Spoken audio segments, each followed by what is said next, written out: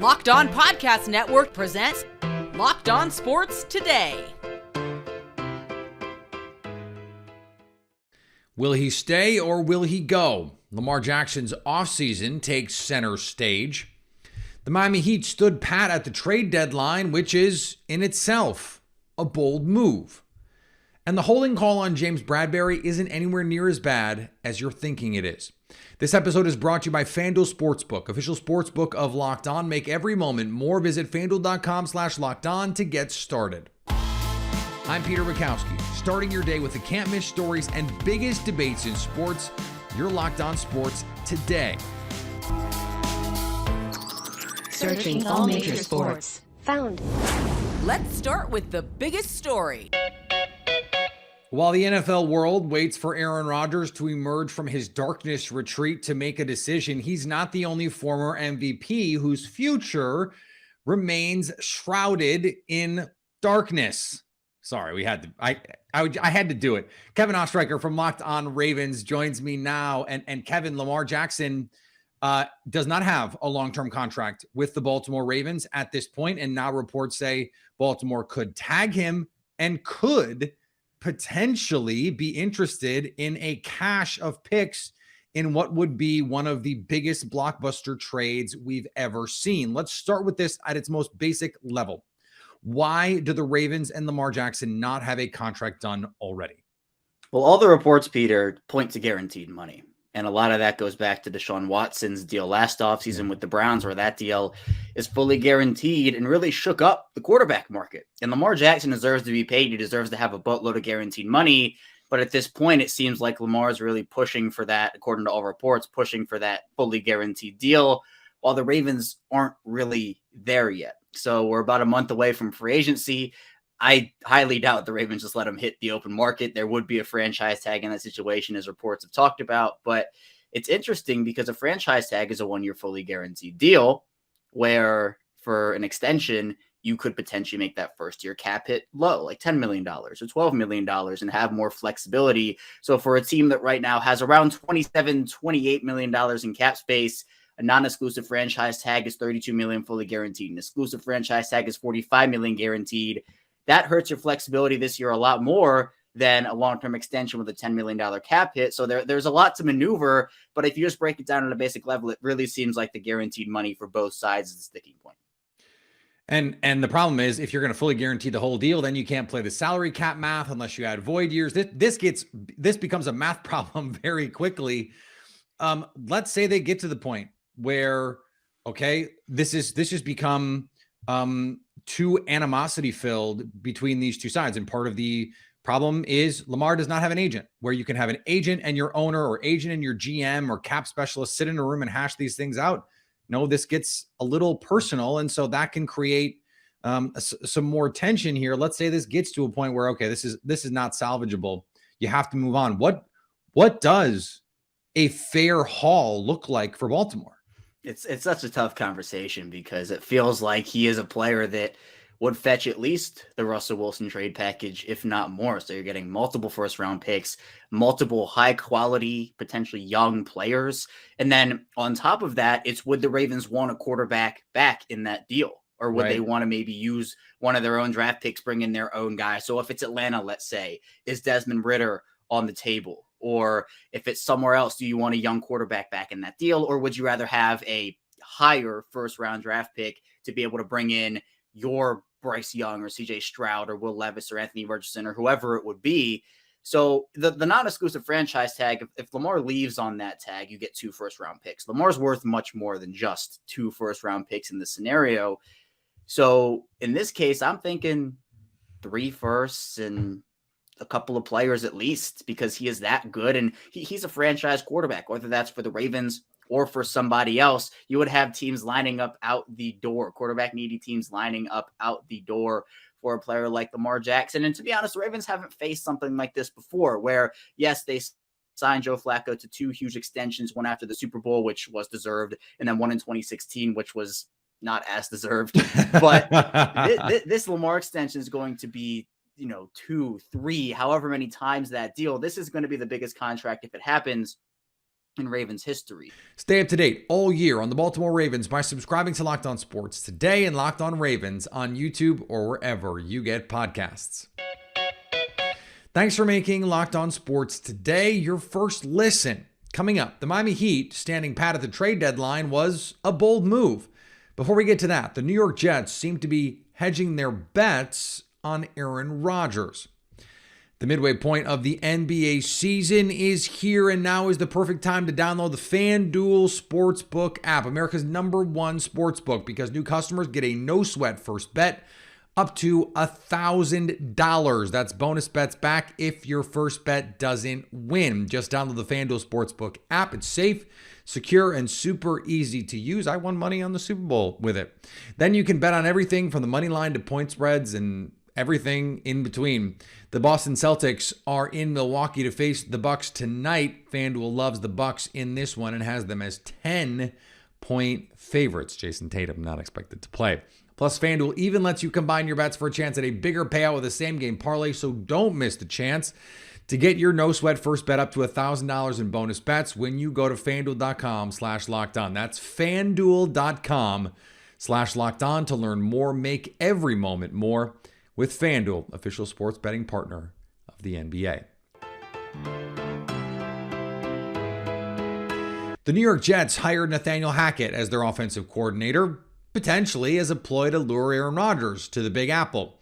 Now they seem to be hedging. The Jets hired former Tennessee Titans offensive coordinator Todd Downing to be their passing game coordinator, ESPN reported on Monday. Downing has ties to Ryan Tannehill and Derek Carr, two quarterbacks who could be targets for the Jets if Rodgers' plans fall through.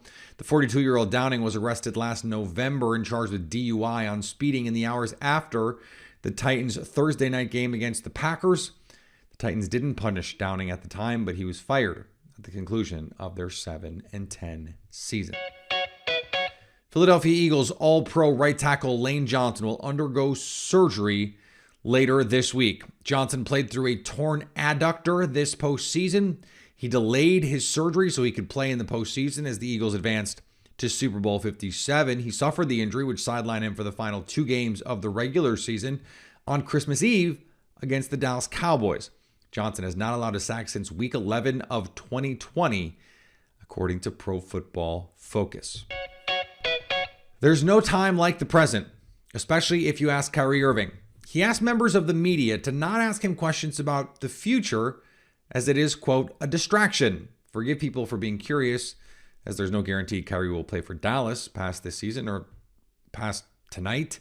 He's a free agent after this year, and the path is paved for him to go to Los Angeles and reunite with LeBron James and the Lakers. It's no secret that LeBron was disappointed when the Lakers did not land Kyrie at the deadline. It's not a secret because he said that in an interview on the record. Los Angeles reportedly offered Russell Westbrook and a couple of first-round picks in a potential trade. Of course, that is nowhere near as good as what Dallas offered, so Brooklyn seems vindicated here. Still, nobody asked Kyrie about anything except today because, after all, tomorrow never comes.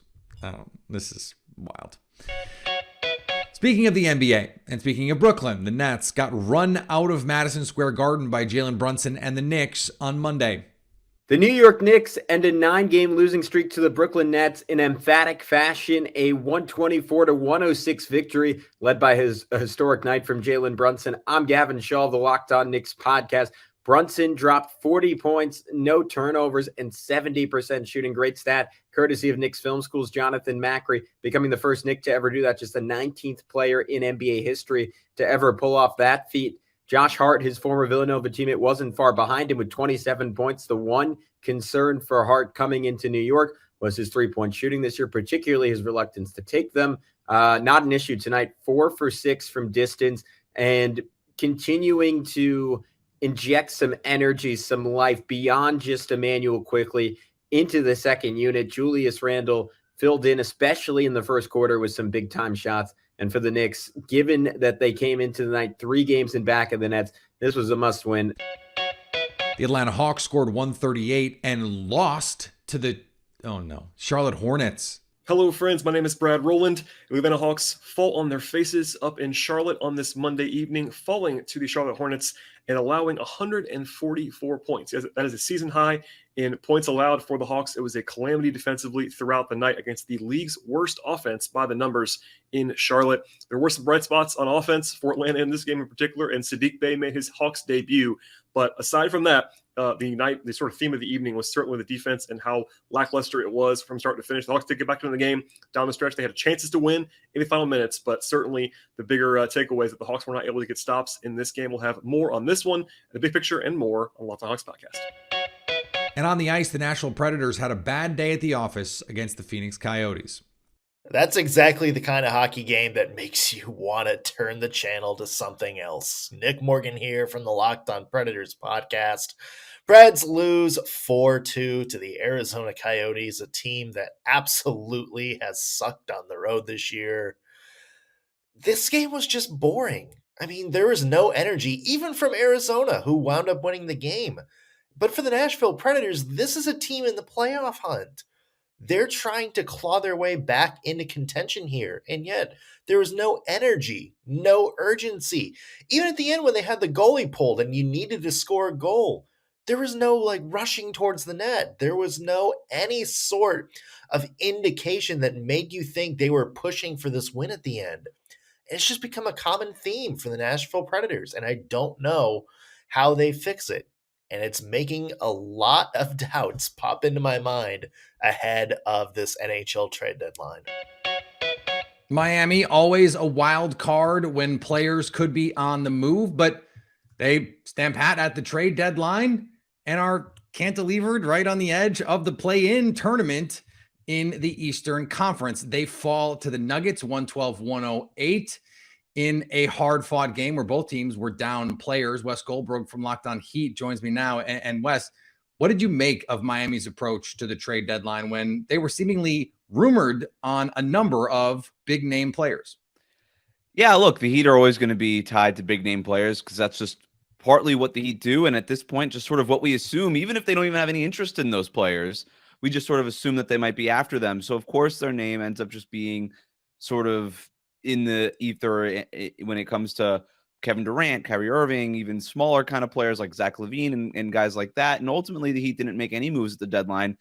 And I think ultimately what we're looking at is just the Heat kind of being in no man's land in terms of having a limited amount of assets that they could use in terms of draft capital and good young players, or even just rotation players on sort of positive value contracts, and wanting to sort of make a big splash as opposed to maybe minor tweaks to the roster. Over the last 8 months, not just the trade deadline, over the last 8 months, dating back to the offseason, the Heat have not added a single new veteran player to a team that went to Game 7 of the Eastern Conference Finals last season. That's a little strange, but I think it says a lot about where this Heat front office thinks the roster is. And I keep coming back to this. They believe they need a star, and they're not willing to move off of any minor assets to kind of make smaller moves around the existing core.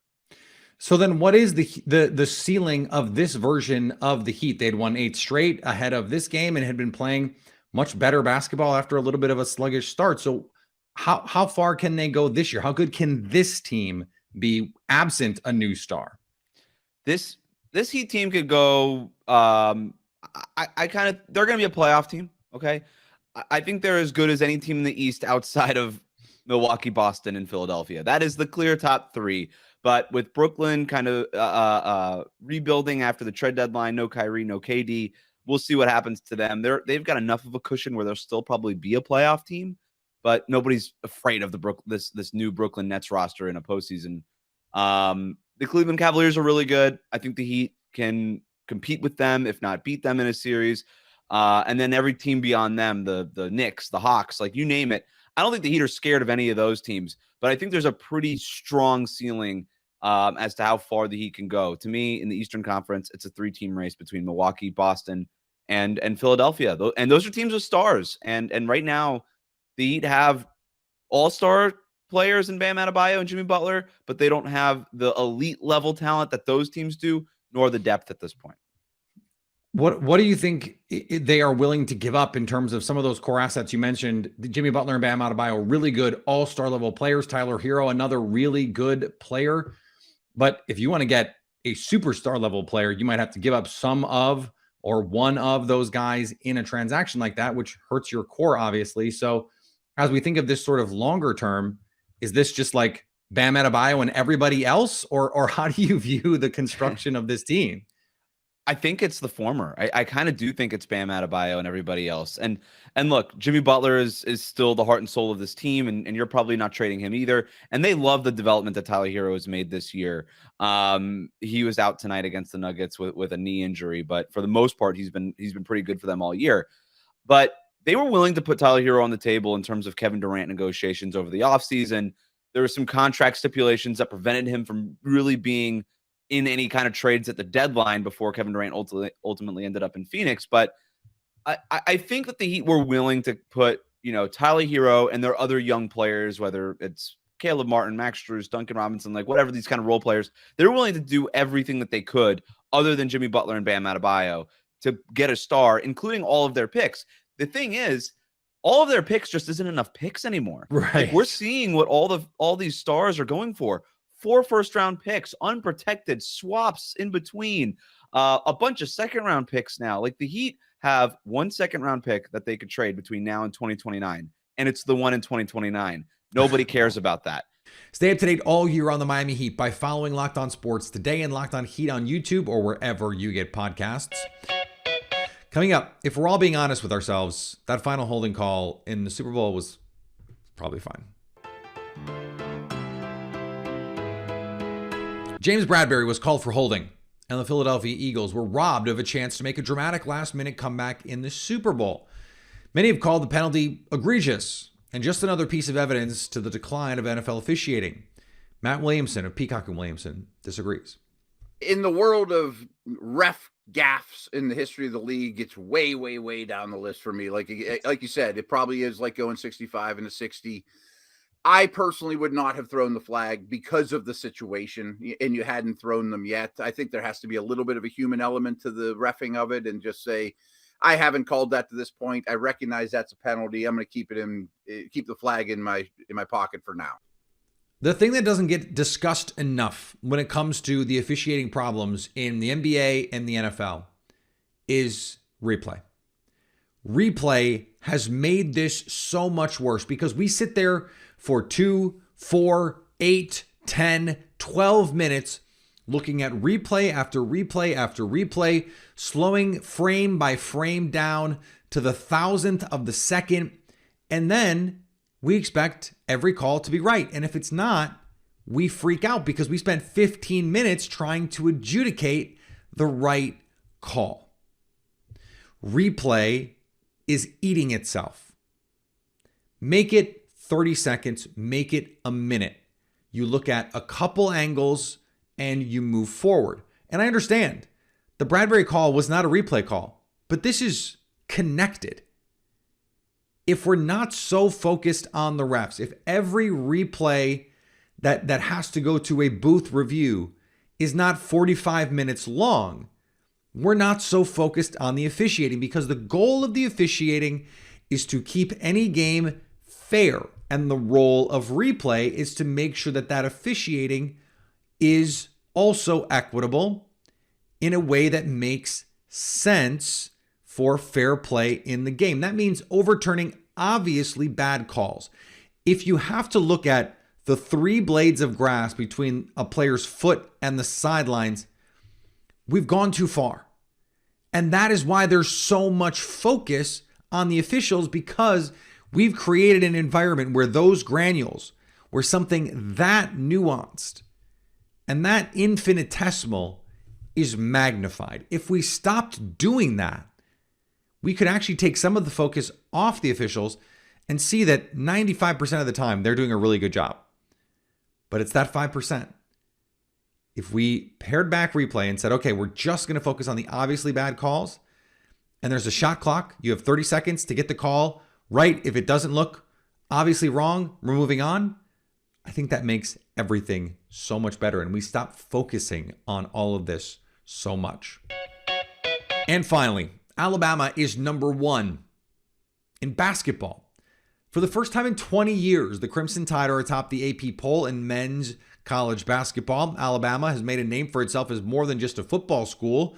Since coach Nate Oates arrived from Buffalo in 2019, the Crimson Tide reached the NCAA Tournament's Elite Eight 2 years ago, and Oates pulled in one of the nation's best recruiting classes last year. So yes, you can continue hating on Alabama past football season because they're good at basketball now too.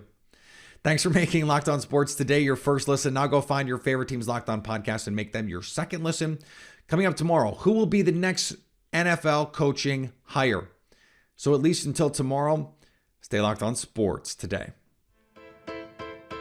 Locked On Podcast Network presents Locked On Sports Today. For more episodes of Locked On Sports Today, go to our video on demand. Click on sports at the top of your screen. There, you'll find past episodes of Locked On Sports Today, plus other Locked On shows on demand.